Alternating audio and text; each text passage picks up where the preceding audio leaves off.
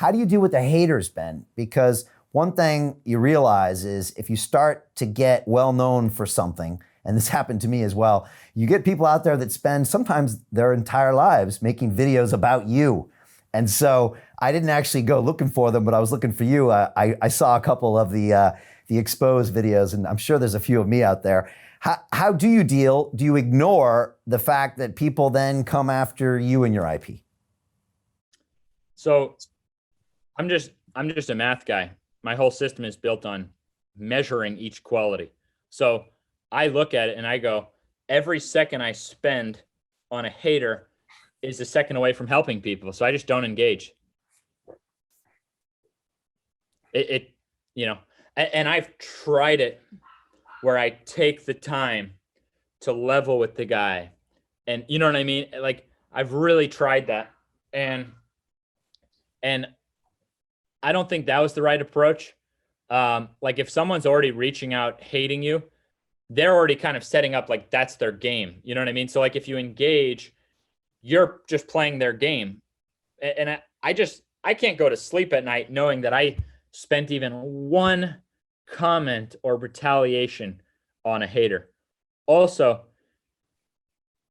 by really scaling these regressions, man, the hate is so small compared to if I'm just making a post of something crazy. You know what I mean? So it's been very different.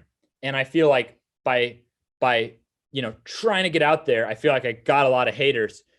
And now by using that to just make myself get even better at getting the communication across, even people have told me, hey, by the way, that video that says exposed, that was actually just a catchy thumbnail. The guy's actually doing your program and loving it. No joke. Like, but I can't spend a second watching that. You know what I mean?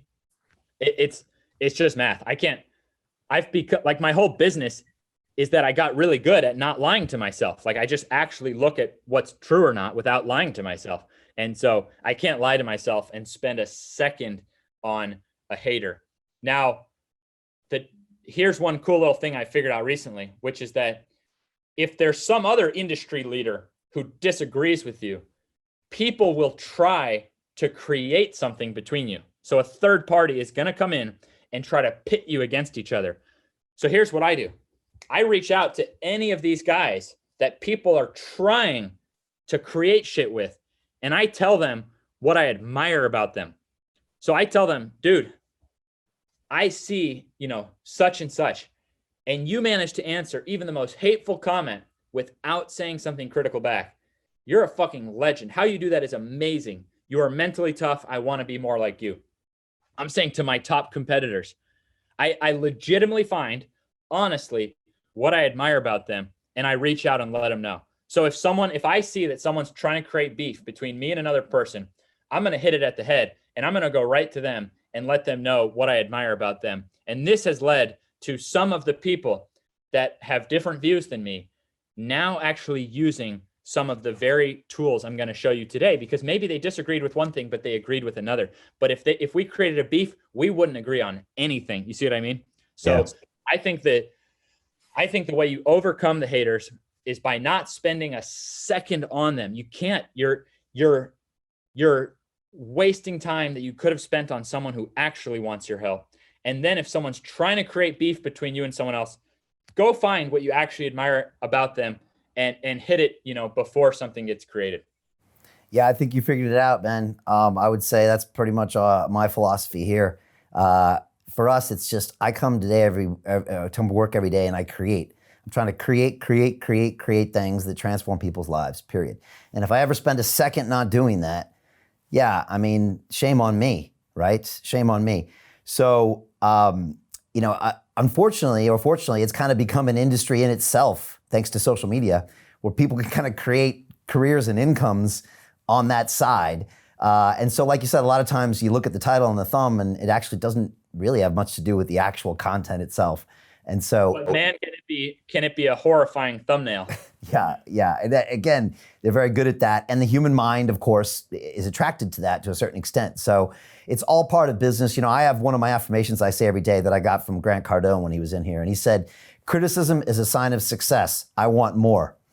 And so it's a great thing to say because honestly, nobody would spend their time with the exposed video on Ben if you weren't doing something important.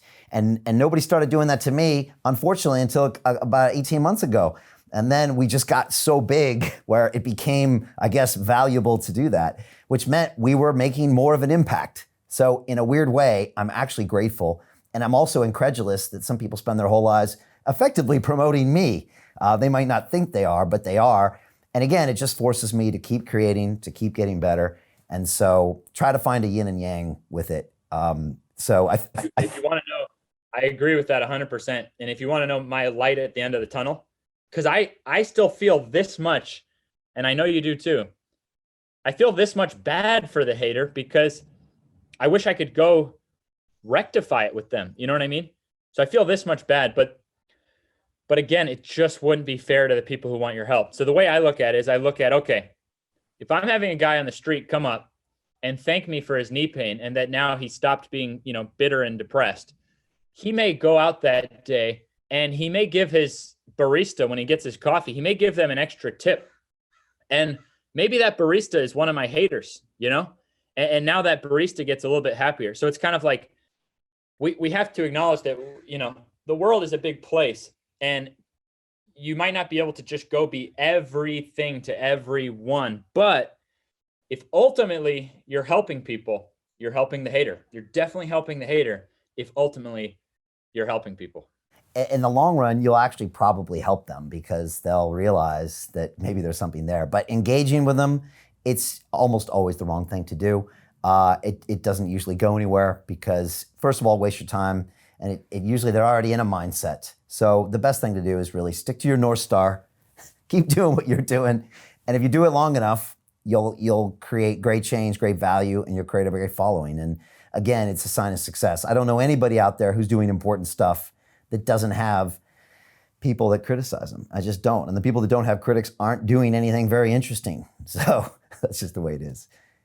Yeah. And honestly, I think some of the top pro athletes, I think, have set a good example on this. I mean, you see with some of these top pro athletes, they get like the most ridiculous haters, and it's like, here's the guy who's like, one of the most successful in his sport, winning championships or whatever.